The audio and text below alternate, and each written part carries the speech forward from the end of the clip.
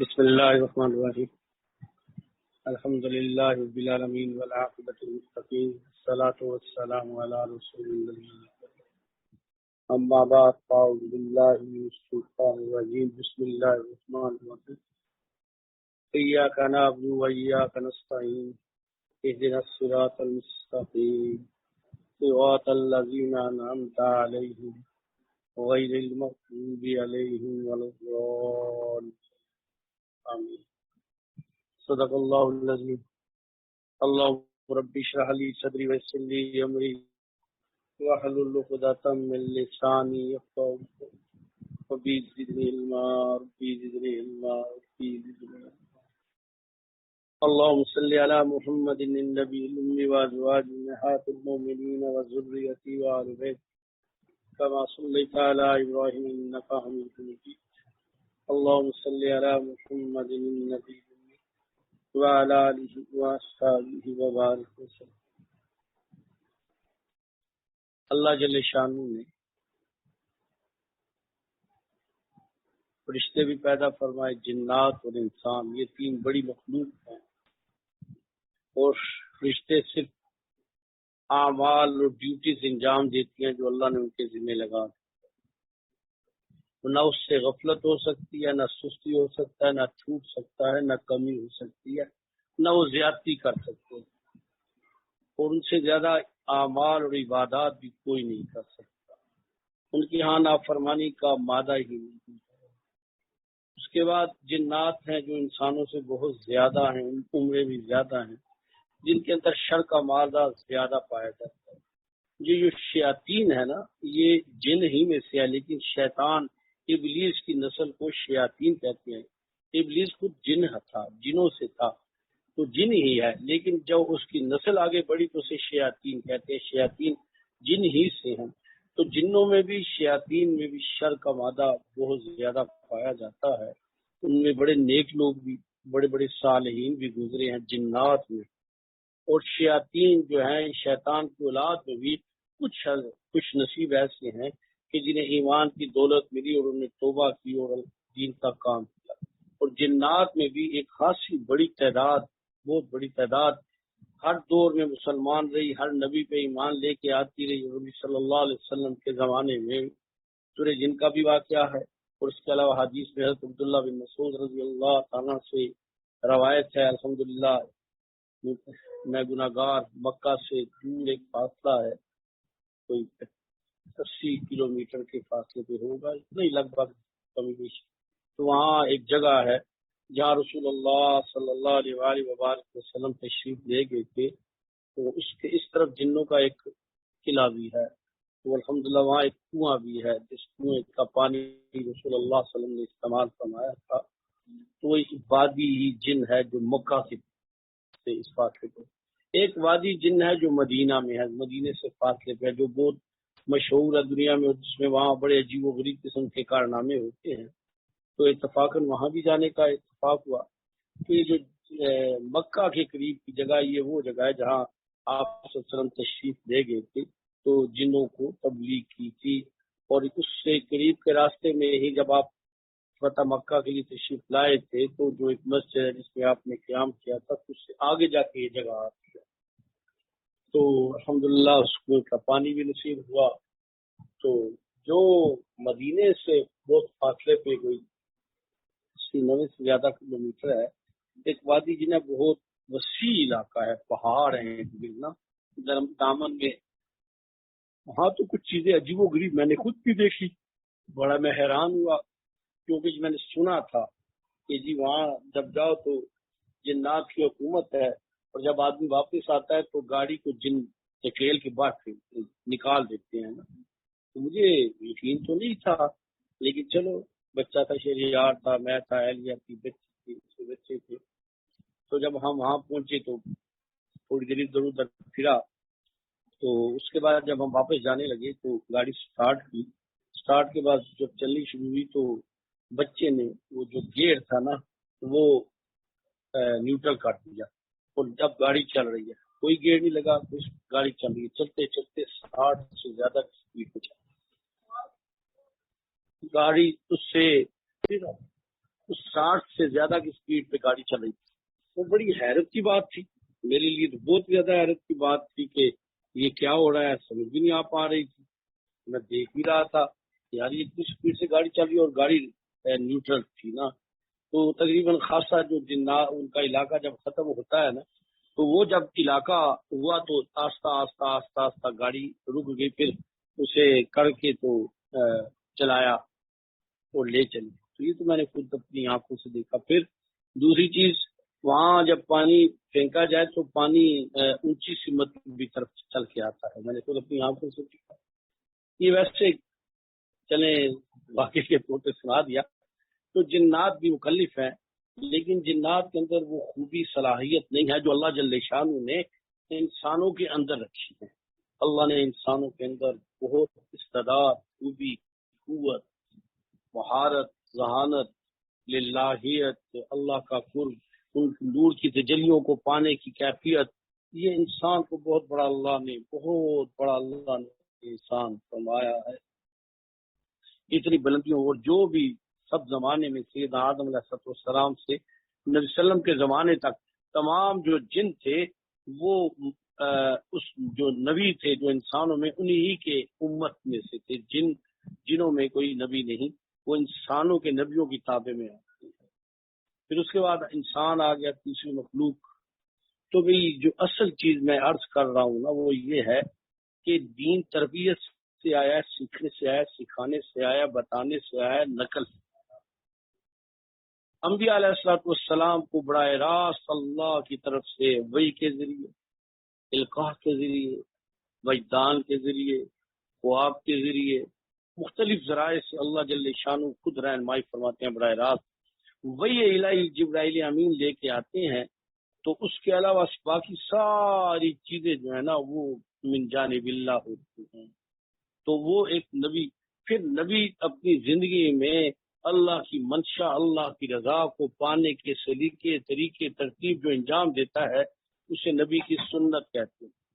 سنت میں بہت چیزیں آتی ہیں، ایک وہ جو آپ نے حکم دیا، ایک جو آپ نے کر کے دکھایا، اور ایک وہ ہے آپ کے سامنے کیا تو آپ کو پسند آیا، ایک وہ جو آپ کے سامنے کیا کہ آپ خاموش ہو، ایک وہ ہے کہ کسی نے آ کے تذکرہ کیا تو یا رسول اللہ یہ واقعہ ہے تو آپ خوشی کا اظہار فرمایا، آپ نے کہا نہیں تھا یہ، یا آپ نے اس پہ یعنی اجازت تھی۔ اور اسی طرح اس کے بعد خلفائے راشدین کا جو دور ہے، اس کو بھی اسی زمرے میں کہ ان کے دور میں جو کام، ترتیب، اعمال ہوئے وہ رسول اللہ صلی اللہ علیہ وسلم کی حدیث ہے کہ میرے اور میرے خلفائے راشدین، تو انہوں نے کوئی اپنی مرضی سے نہیں کیا، رسول اللہ کی اتباع میں ہی کیا ہے، تو یہ ایک ترتیب ہے۔ تو دین کا سیکھنا تربیت کے ساتھ، ترتیب کے ساتھ، یہی دین ہے۔ اپنی منشا سے کوئی قرآن مجید کی تفسیر کرنا چاہے تو گمراہ ہو جائے گا۔ حدیث کی کتنی ایسی شرح ہیں جس میں اپنی مرضی کرنے سے آدمی دین سے بھی چلا جاتا ہے۔ اعمال وہ ہیں جو رسول اللہ صلی اللہ علیہ وسلم نے فرمائے، کیے، کر کے دکھائے، صحابہ نے آپ کے سامنے کیے، اس طرح امت میں رائج ہیں، تو یہی دین ہے۔ وضو کرنے کا جو طریقہ سنت طریقہ ہے وہی آپ کو بھی بدل نہیں سکتا، وگرنہ وضو تو ہو جاتا ہے لیکن سنت طریقہ اور ہے۔ سیدنا عثمان غنی رضی اللہ تعالیٰ عنہ کے سامنے ایک واقعہ ہے، آپ نے پانی منگوایا روزے میں، وضو فرمایا پوری طرح، فرمایا کہ مجھے وضو کی حاجت نہیں تھی، میں نے آپ لوگوں کو دکھانے کے لیے کہ رسول اللہ صلی اللہ علیہ وسلم ایسے وضو فرماتے تھے، میں نے آپ کے سامنے وضو کیا ہے۔ حضرت عبداللہ بن مسعود رضی اللہ تعالیٰ کو حضرت امیر المومنین سید عمر فاروق رضی اللہ تعالیٰ عنہ نے بھیج دیا عراق کی طرف، تو حضرت عبداللہ بن مسعود رضی اللہ تعالیٰ نے لوگوں سے فرمایا لوگوں دیکھو مجھے، تو آپ نے 2 رکعت نماز پڑھی، نماز پڑھنے کے بعد فرمایا حاذ الصلاۃ رسول اللہ صلی اللہ علیہ وسلم، یہ ہے نبی صلی اللہ علیہ وسلم کی نماز۔ تو دین کے سارے احکامات نبی صلی اللہ علیہ وسلم کے طریقے پہ سیکھے بغیر نہیں آتے۔ آج جو ہمارے میڈیا کے ذریعے، موبائلوں کے، ٹی وی کے ذریعے، اخباروں کے ذریعے یا اور ذرائع سے جو یہ بڑے بڑے فلاسفہ بن کے آ گئے ہیں، علامہ بن کے آ گئے ہیں، جن کی سند ہی کوئی نہیں، جن کو عقل و شعور ہی نہیں، جن کو دیندار استاد ہی میسر نہیں آئے تھے، جن کو ماحول ہی دین کا نہیں ملا تھا، جن کو دین سے محبت بھی نہیں ہے، جو سنت رسول کے خلاف چلتے ہیں، آج وہ دین کی، قرآن کی، حدیث کی تشریحات بیان کر رہے ہیں۔ کتنے ایسے حضرات ہیں کہ یورپ یونیورسٹیوں سے پی آئی ڈی کر کے اسلام میں وہ کراتے ہیں، یہودی ہیں استاد، عیسائی ہیں، ہندو بھی ہیں استاد، تو ان سے قرآن حدیث سیکھ کے آ کے مسلمانوں کو میڈیا کے ذریعے دین سکھا رہے ہیں۔ تو بھی یہ دین کون سا سیکھا ہے؟ جن سے سیکھا ہو تو ان کا ایمان ہی نہیں، اور جن کا ایمان نہیں ان سے دین کون سا سیکھا ہے؟ تو الفاظ کا نام دین نہیں ہے، دین تو ایک عمل کی کیفیت کا نام ہے، حضوری کا نام ہے۔ ایک بندے کا یقین ہی نہیں بنا لا الہ الا اللہ محمد رسول اللہ، وہ تو ایمان ہی نہیں ہے۔ اقرار باللسان و تصدیق بالقلب قانون ہے، زبان سے جس کا اقرار کیا جائے دل میں اس کی تصدیق ہے تو ایمان ہے، اگر زبان سے اقرار ہے دل میں تصدیق نہیں تو منافق ہے۔ اور دین کے مطابق منافق جو ہے وہ بدتر ہے، ذلیل ہے کافر سے بھی، کہ وہ دھوکہ دیتا ہے۔ جیسے مرزئی جو ہے یہ اس سے بھی اگلا درجہ ہے، دھوکہ دیتے ہیں، نبوت کو نہیں بھی مانتے اور کلمہ پڑھتے ہیں۔ اسی اعتبار سے یہ جو ہمارا دین ہمیں آیا یہ نقل ہو کے آیا، ترتیب کے ساتھ آیا۔ آج کوئی شخص قرآن کو لے جی مجھے عربی بڑی اچھی آتی ہے، میں عربی سیکھ لی ہے، اور تفسیر خود کرنا شروع کرے تو گمراہی کا دروازہ کھول دیتا۔ اسی طرح ہی احادیث ہے، تو حدیث میں اگر وہ صرف حدیث پڑھ کے ترجمہ کر لے تو اس کے لیے تو ایک نیا مسئلہ کھڑا ہو جائے گا۔ کچھ حدیث سند کے اعتبار سے 100% ٹھیک ہے، لیکن وہ مکے کے حالات ہیں، کچھ مدینے کے ابتدائی حالات ہیں، کچھ آخری حالات ہیں، کچھ لوگوں کو ذاتی گنجائش ہے۔ اس شخص کو کیا پتا کہ اس حدیث سے کون سا متاخذ کرنا اور کون سا منسوخ ہو چکا ہے؟ تو بھئی دین کی ترتیب سیکھنے کے لیے دیندار اور اس فن کے لوگوں سے سیکھی جاتی ہے۔ آپ نے کمپیوٹر سیکھنا ہے تو کمپیوٹر والے سے سیکھیں گے، انگلش سیکھنی ہے تو انگلش والے سے سیکھیں گے، میتھ والا نہیں سکھائے گا، اور میتھ سیکھنی ہے تو میتھ والے سے سیکھیں گے۔ اسی طرح ہی کالج میں جانا ہے، میڈیکل کالج میں تو ڈاکٹر بننا ہے، تو دین کے سیکھنے کے لیے دیندار استاد، صرف استاد نہ ہو، دیندار بھی ہو، ایماندار بھی ہو، اور اس کو اس کا اپنا عمل بھی اس کی واضح ایک دلیل ہو۔ جس شخص کا اپنا عمل ہی نہیں ہے اور وہ دین کی بات کرتا ہے وہ تو جھوٹا ہے، اس کا تو یقین ہی نہیں بنا۔ ایک شخص کہتا ہے اللہ پاک ہر جگہ ہر وقت ہے اور اس کا اپنا یقین ہی نہیں ہے، تو وہ تو پھر علم نہیں ہے۔ تو اتنے ایسے اس وقت کی دنیا کی یونیورسٹی ہیں جو پی ایچ ڈیز کراتی ہیں اسلامیات میں، عربی میں، قرآن میں کراتی ہیں، وہ تو وہ کرنے والے اپنے آپ کو پتہ نہیں علامہ کی کس درجے میں لے جاتے ہیں، لیکن کن سے پڑھ کے آئے انہیں آتا ہی کچھ نہیں۔ لندن میں ایک بہت بڑا مدرسہ بنایا گیا تھا انگریزوں نے، جس میں آدمیوں کو ٹریننگ دی جاتی تھی قرآن کی، حدیث کی، فقہ کی، ترتیب کی، اپنے زور بازو سے انہیں اچھی جگہوں پہ لگا دیا جاتا، پھر وہ اسلام کی اپنی مرضی کی تشریحات کرتے اور لوگوں کے عقائد خراب۔ تو گزارش ہے کہ اگر اپنے آپ بچوں کو دینی تعلیم دینا چاہتے ہیں تو ایسے استاد تلاش کریں کہ جو خود بھی دیندار ہو۔ استاد کا عکس بھی جاتا ہے، میری بات غور سے سنیں، جب استاد کوئی پڑھانے والا ہے تو اس کے پڑھانے والے کی کیفیت بھی منتقل ہوتی ہے۔ دارالعلوم دیوبند میں پڑھنے والے سارے ولی اللہ اس لیے تھے کہ پڑھانے والے ولی اللہ تھے، ان کی صحبت کی برکت تھی۔ تو بھئی اس اپنے بچوں کے لیے جو اب آن لائن میں کچھ چیزیں ایسی آ گئی ہیں تو جنہوں نے وبال پیدا کر دیا، جنہوں نے مشکلات پیدا کر دی ہیں، پتہ ہی نہیں کون ہے، اس کا عقیدہ ہی کیا ہے۔ یہ مرزئی ہیں، انہوں نے کافی ایپس بنائی ہیں اپنی مختلف نام سے، رشتے بھی کرواتے ہیں لوگوں کے، بیڑا غرق کرتے ہیں، قرآن کی بھی ہے، حدیث کی بھی ہے، فقہ۔ اب لوگ تو کمپیوٹر کھول لیا، گوگل کھول لیا، وہ تو دے دیں گے، سب سے پہلے انہی کا دیں گے۔ اب اس کو اگر تحقیق نہیں ہے تو یہ تو کچھ عرصے میں خود بھی مرزئی ہو جائے گا۔ ایک بڑا مزدار خوشگوار آپ کو واقعہ سناتا ہوں جس سے آپ کے ایمان میں تازگی آئے گی، انشاءاللہ بڑی تازگی آئے گی اور آپ کو مزہ آ جائے گا، اور یہ دلیل آپ کے لیے بہت بڑی دلیل بنے گی انشاءاللہ نا۔ یہ بات میری غور سے سنی اور پلے باندھے۔ ایک لڑکا ہے، اس نے آن لائن ایک پڑھنا شروع کیا، تو پڑھنے کے بعد اس کے کچھ نظریات بھی اس طرح ہی ہو گئے، تو وہ ایک مولوی صاحب کے پاس آیا۔ اب وہ جو سکھاتے ہیں نا تو چند پوائنٹس دیتے ہیں، اچھے سکھاتے ہیں، جس سے کسی کے ساتھ مناظرہ شروع ہو جاتا ہے اور وہ انہوں نے سیکھا ہوتا ہے اچھے طریقے سے تو بولنے نہیں دیتے، سارا نہیں کچھ آتا، چند پوائنٹس آتے ہیں۔ یہ حال شیعت کیا بھی ہے، شیعوں کا بھی یہی حال ہے، مدنیوں کا بھی یہی حال ہے۔ تو ایسے ہی ہوا، وہ مولوی صاحب کے پاس آ گیا تو کہتا جی نبی کس کو کہتے ہیں؟ اس نے بڑے غور سے لڑکے سے بات کی، نبی کس کو کہتے ہیں؟ نبی وہ ہے جو اللہ پاک نے جن کو نبوت عطا فرمائی، کم و بیش 1,24,000 تھے، اور پھر نبیوں میں رسول بڑے ہیں، رسول ہیں۔ تو اس نے کہا کہ کیا نبی اعمال سے نہیں بن سکتا؟ اس نے کہا نہیں بن سکتا، یہ واہ ہے، یہ تو نبوت عطا ہی ہے، اللہ عطا کرتے ہیں، یہ اپنی محنت سے نہیں ہو سکتی، اور نبی جو ہے وہ معصوم الخطا ہوتا ہے، نبی میں سارے جو ہے نا وصف پائے جاتے ہیں۔ تو اس نے جس سے سیکھ رہا تھا اس کو یہ بتایا، اس نے پھر اس سے کہا کہ اچھا پوچھو نبی کی مجھے تعریف کر کے بتائے۔ تو یہ عالم بہت ہوشیار سمجھدار تھے، اللہ انہیں اجر دے۔ میں آپ کو یہ جو بتا رہا ہوں آپ یہ یاد رکھیں، بڑا کام آئے گا۔ اس نے کہا کہ نبی اس کو کہتے ہیں کہ جب رسول اللہ صلی اللہ علیہ وآلہ وبارک وسلم نے معراج کے واقعے میں مسجد اقصی میں آپ امام الانبیاء تھے اور آپ کے پیچھے کم و بیش 1,24,000 نبیوں نے، انسانوں جنہوں نے آپ کے پیچھے نماز پڑھی تھی، وہ سارے نبی ہیں۔ میری بات پھر سنیں، یہ بہت مزدار دلیل ہے، برزیوں کی ماں مر جاتی ہے اس پہ۔ آپ صلی اللہ علیہ وسلم ختم النبیین ہے، امام النبیین ہے، سید الاولین والآخرین ہے۔ معراج میں مسجد اقصی میں تمام نبی اپنے وجود کے ساتھ تھے، روح وجود دونوں تھے، جیسے زندہ انسان ہوتا ہے ایسے ہی تھے۔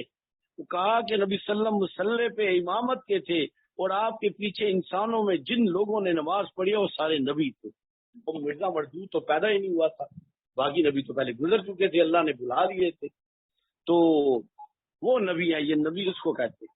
اب جب اس نے اس مرضی کو بتایا تو وہ تو پہلے تو ایک دفعہ پریشان ہو گیا کہ یار یہ میرے ساتھ کیا بن گئی۔ اس نے خراب کرنے کے لیے اس بندے کو خراب کرنے کے لیے کہتا ہے اچھا میری بات کہا، اس سے تو بات کی تو کہتا تم پھنس گئے ہو۔ اس نے کہا کیوں پھنس گیا ہوں؟ تو اس نے کہا تم نے کہا تھا کہ جتنے تو جبرائیل امین بھی تھے۔ تو اس نے کہا وہ اللہ کے بندے غور سے سن، میں نے انسانوں کی بات کی، میں نے رشتوں کی بات نہیں کی تھی، جو انسان آپ کے پیچھے تھے تو وہ سارے ہی نبی ہیں۔ اب اس کے پاس دلیل ہی نہیں۔ تو بھئی انبیاء کے ذریعے دین آتا ہے، انبیاء کے ذریعے دین پھیلتا ہے، اور انبیاء کے نائب دین کے ذریعے دین پھیلتا ہے، اور جو چیز جس کا آخری سرا نبوت پہ ملے وہ دین ہے، جس کا نہ ملے وہ دین نہیں ہے۔ تو یہ آج میں اس لیے عرض کر رہا ہوں کہ اب بھی آن لائن قرآن بھی پڑھا جا رہا ہے، تجوید بھی پڑھی جا رہی ہے، حفظ بھی کیے جا رہے ہیں، قرآن بھی سیکھا جا رہا ہے، حدیث بھی سیکھی جا رہی ہے، فقہ بھی سیکھی جا رہی ہے، اور جسے سیکھا جا رہا ہے اس کے عقائد کا نہیں پتا کیا ہے، اور اس کی شکل و صورت ہی کیا ہے، اور کیا نوعیت ہے۔ تو اس سے کیا ہوگا کہ آدمی کے عقائد خراب ہوتے ہوتے اس کے عقائد پہ چلا جاتا ہے۔ خود تو آتا کچھ نہیں ہے، وہ جو غلط بیان کرے گا آدمی تو اسی کو ہی سب کچھ سمجھ لے گا۔ ہمیں کسی نے الف با تا سکھائی تھی تو ہمیں یقین تھا نا، اگر اس نے ہمیں الف کو یا کہا ہوتا تو ہم تو یا ہی کہتے تھے نا، کہہ دیں گے۔ اسی طرح میں گزارش یہ کر رہا ہوں کہ اس کا اہتمام کیجئے، ایسے غلط ملت تم میں اپنے آپ کو شامل نہ کر لیں۔ لوگوں کے عقائد نظریات بڑے خطرناک ہوتے ہیں، اور بعض لوگ دین کا نام لے کے اپنا کاروبار بھی کرتے ہیں، وہ تو علیحدہ ایک کٹا ہے، ان کو اس سے کوئی دلچسپی نہیں ہوتی کسی کو فائدہ یا نقصان ہے، ان کا اپنا پیسے کھڑے ہو جائیں۔ اور دوسری صورت یہ ہوتی ہے کہ جو نہیں بھی کر رہے ہوتے یا کسی مشن پہ ہوتے ہیں تو ان کے پیچھے یہودیت ہوتی ہے کہ لوگوں کے عقائد ایسی باتیں کریں گے جس سے نبی کے ساتھ آپ کی محبت کم ہو جائے گی، آپ کے دل پہ اعتراض آ جائے گا، اور سب سے زیادہ صحابہ پہ اعتراض کریں گے۔ صحابہ پہ اعتراض اور نبی صلی اللہ علیہ وسلم پہ اعتراض ہے، اس لیے کہ نبی صلی اللہ علیہ وسلم کے گواہ صحابہ ہیں، نبی صلی اللہ علیہ وسلم کو صحابہ نے دیکھا، وہی اترتی صحابہ نے دیکھی، قرآن صحابہ نے سنا، قرآن صحابہ سے نماز پڑھتے صحابہ نے دیکھا، حج کرتے، جہاد کرتے، اعمال کرتے، روزے رکھتے صحابہ نے دیکھا۔ صحابہ گواہ ہیں نبوت کے، اگر گواہ ختم کر دو تو نبوت ختم ہو جاتی ہے۔ اس لیے جتنے بھی فرقے اٹھتے ہیں ان کی ٹارگٹ صحابہ کی مخالفت ہوتی ہے کہ صحابہ کو مجروح کر دو کہ جی وہ غلطیاں ہو گئی ہیں ان سے، تو پھر نبی کی نبوت خود ہی ختم ہو جائے۔ تو میری گزارش ہے کہ اتنا آسان نہ بنائے اس صورت کو، کہ تھوڑی مشقت کر کے پتہ کر کے دو چار سے پوچھ کے کہ کون سا ہے۔ میں نے خود دیکھا ہے بعض لوگوں کو نا کہ کچھ جگہوں سے پڑھ رہے تھے، بعد میں کہتے ہیں وہ ان کے عقائد ہی غلط تھے، اور آپ کو تو اپنے عقائد آتے ہی نہیں ہیں۔ جب وہ آپ اس کے عقائد سنیں گے تو وہ تو وہی آپ عقائد بنا لیں گے، نظریات بنا لیں گے۔ پیچھے ایک بچہ ہے وہ عیسائی ہو گیا، تو میری اس سے ملاقات ہوئی، تو جب میں نے اسے دلیلوں پہ بات کی تو پھنس گیا وہ لڑکا، جو آپ تو نہیں تھا لیکن ایک ضد تھا کہ میں عیسائی ہو گیا ہوں۔ تو خدا را اپنے بچوں کو نا، یہ بڑا ضروری ایک سبجیکٹ ہے کہ ایسے ہی بلا اس پہ جی وہ بہت لوگ اس سے پڑھتے ہیں، وہ ادھر بھی بہت ہیں، ادھر زیادہ کی تعداد کو نہیں دیکھنا، حقیقت کی تلاش، اصل کی تلاش، حق کی اس کو دیکھنا ہے۔ پوچھ لینا دو چار بندوں سے ان کے عقائد کیا ہیں، ان کے نظریات کیا ہیں، اور ان کے اس بات اخلاقیات کیا ہیں، دین بھی ہے ان کے نہیں ہے۔ ایک آدمی ہے، مرد ہے، کلین شیف ہے، سر پہ ٹوپی بھی نہیں ہے اور یہودیوں والا لباس پہنا ہے، وہ دین بیان کر لے، تو جس کا اپنا دین پہ یقین نہیں، سنت پہ محبت نہیں، وہ کون سا دین بیان کرے گا؟ ایک عورت ہے جس میں پردے کی حیا ہی نہیں ہے اور وہ دین سنا رہی ہے، قرآن کی تفسیر کر رہی ہے، حدیث کی شرح بیان کر رہی ہے، جسے رسول اللہ کی بیٹیوں اور بیوی کا حلیہ اچھا نہیں لگتا، تو وہ کون سا دین سنا رہی ہے؟ وہ تو آپ کے لیے دلیلیں نکالے گی، آپ کی بچیوں کو تباہی اور جہنم کا ایندھن بنا دے۔ بس میری یہ گزارش ہے کہ یہ اس وقت زیادہ تیز کام ہو گیا آن لائن کا نا، ایکسٹرا تیز ہو گیا ہے، ہر بندہ آن لائن کی گھر بیٹھے بیٹھے آسانی کی صورت بن گیا، اور یہ آسانی نہیں، یہ خرابی اور تباہی کا ذریعہ ہے۔ اہدنا الصراط المستقیم، اے اللہ مجھے سیدھے راستے پہ مسئلہ، صراط الذین انعمت علیہم، ان لوگوں کا راستہ جن پہ تم نے انعام کیا، وہ کون ہے؟ من النبیین والصدیقین والشہداء والصالحین، اور کن کا نہیں کرنا؟ غیر المغضوب علیہم ولا، گمراہ لوگ، اللہ جن پہ تیرا عذاب ہوا، جس سے تو ناراض ہوا، جو دھتکارے گئے، ان کے رستے پہ نہ چلا۔ ہم اللہ سے دعا کر رہے ہیں اور ان سے رہے ہیں، دین ان سے سیکھ رہے ہیں، طریقے ان پہ چل رہے ہیں، تو تباہ نہ ہوں گے۔ اسی طرح معذرت کے ساتھ میں نے کتنے دیکھے ہیں، پیر حضرات لوگ بیت ہو جاتے ہیں، باپ تھا تو بیٹیاں بھی بیٹے بھی ہو جاتے ہیں، اور وہاں دین ہوتا ہی کوئی نہیں ہے۔ پیر صاحب کو دین کی ہوا بھی نہیں لگی ہوتی، اور عورت مرد مکس ہوئے ہوتے ہیں، پیر صاحب سر پہ ہاتھ بھی پھیرتے رہتے ہیں، پیشانی پہ بوسہ بھی دے دیتے ہیں، اور عورتیں پیر کے پاؤں بھی دباتی رہتی ہیں، اور جناب وہ سارا جائز نجائز ایک ہو جاتا ہے۔ بھئی جہاں دین نہیں ہے وہاں جہنم ہے، وہاں تباہی ہے، وہاں کچھ نہیں ہے۔ خدا را یہ نظریاتی اور یہ گروہ بندیاں اور یہ اس نے اپنے آپ کو نکالے، ہم مسلمان ہیں، ہمارا تعلق رسول اللہ صلی اللہ علیہ وسلم کے لیے ساتھ ہے، ہم نے جو کچھ کرنا ہے اللہ کی رضا کے لیے کرنا ہے، اللہ کی رضا کے لیے کرنا ہے۔ ہم نے خود دیکھے ہیں ایسے واقعے، اور پھر بعد میں ایسے ایسے کیس کھل جاتے ہیں کہ تباہیاں بربادیاں بن جاتی ہیں، شرمندگیاں۔ تو بھئی ہر وہ کام وہ کرے جو آپ کو رسول اللہ کے راستے پہ لے کے جائے، ترتیب کے اعتبار سے، اعمال کے اعتبار سے۔ تو اللہ میری آپ کی حفاظت فرمائے۔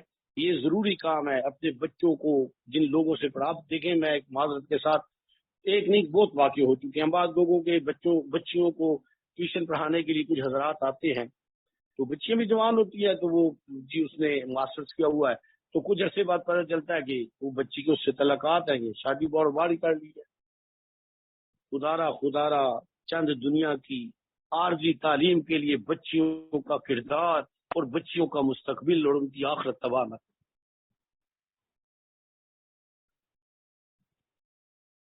کسی نے پوچھا کہ جی مرد عورت جو ہے پڑھنے پڑھانا ہو تو اکیلے ہو، تو انہوں نے کہا کہ اگر بیت اللہ ہے نا، بیت اللہ کا کمرہ جس کا طواف ہوتا ہے، یہ ہو، اس کے اندر حسن بصری جو تابعین میں اعلیٰ درجے کی تابعی ہے، مائی رابعہ بصری جن کی شہرت کتنی ہے، پڑھانے والے حسن بصری ہو، پڑھنے والی مائی رابعہ بصری اور بیت اللہ کا کمرہ ہو تو بھی جائز نہیں۔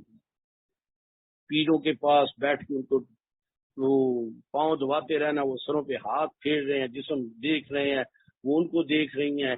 اور اسی طرح کوئی لوگ ٹیوشن اپنے بچوں کو انگلش پڑھانے کے لیے انگلش کے ٹیچر کو گھر میں بلاتے ہیں، بعد میں ایسے فسادات بن جاتے ہیں۔ اسی طرح میتھ کے اور اسی طرح بعض قاری حضرات، اب اگلے میں طرف آ رہا ہوں، پڑھانے بچیوں کو بھی آتے ہیں تو بچے بچیوں کو سب کو پڑھاتے ہیں، اور کچھ عرصے میں بہت کچھ عجیب سی صورتیں بن چکی ہوتی ہیں۔ میں عرض کر رہا ہوں کہ بچوں کی دینی دنیاوی تعلیم کے لیے آن لائن ہو یا فزیکلی ہو، دین کے ضابطے سے جہاں آپ باہر نکلیں گے سلپ ہو جائیں گے، طوفان لے جائے گا آپ کو اور آپ رک نہیں سکیں گے، وہ اپنے ساتھ لے کے چلا جائے گا۔ اپنے گھروں کا ماحول دین کی ترتیب میں بنائیں۔ ہمیں فرصت نہیں اپنے بچوں کو سکھانے کی، تو ان کے لیے ہم زندگیاں لگا کے اتنا کما رہے ہیں، مکان کیا کیا بنا رہے، تو کیا ضرورت ہے؟ ان کی آخرت تو ہم نے آگ میں لگا دی، جہنم بنا دی ان کی قبروں کو، ان کی آخرت کو تباہ کر دیا، اور ہمارے پاس ان کی تربیت کا وقت نہیں ہے، ہم اتنا کما رہے ہیں۔ اللہ میرے آپ کے گناہ کو معاف فرمائے۔ اولاد کی معاملے میں اور خود بھی، بعض عورتیں بھی سیکھنے سکھانے کے معاملے میں بغیر تحقیق کے ایسی کتنی گروپس جوائن، آج کل تو دعوت ہی دعوت ہے، گروپ جوائن کرو گروپ جوائن کرو، اور گروپس کیا ہے پتہ ہی کچھ نہیں ہے، نہ اس کا آگے پتہ ہے۔ چار باتیں بڑی اچھی ہوتی ہیں، بعد میں پتہ چلتا ہے عقائد کا جنازہ نکل گیا ہے، اور بے نام سے ٹیلی فون۔ اب پہ بعض دفعہ لوگ اتنے لڑکیاں لڑکے تعلقات بنا لیتے ہیں کہ بعد میں بدنامیاں بن جاتی ہیں۔ ہر کام کو شریعت کے دائرے میں، شریعت کی ترتیب میں، شریعت کے اصول میں، رسول اللہ کی سنت، صحابہ اور اہل صحابیت اور اپنے اکابر سلف صالحین کے طریقے پہ چلائیں گے تو کامیابی ہے، ورنہ ناکامی ہے۔ اللہ مجھ پہ، آپ پہ، ہم سب پہ رحم فرمائے، اور اللہ ہماری حفاظت فرمائے۔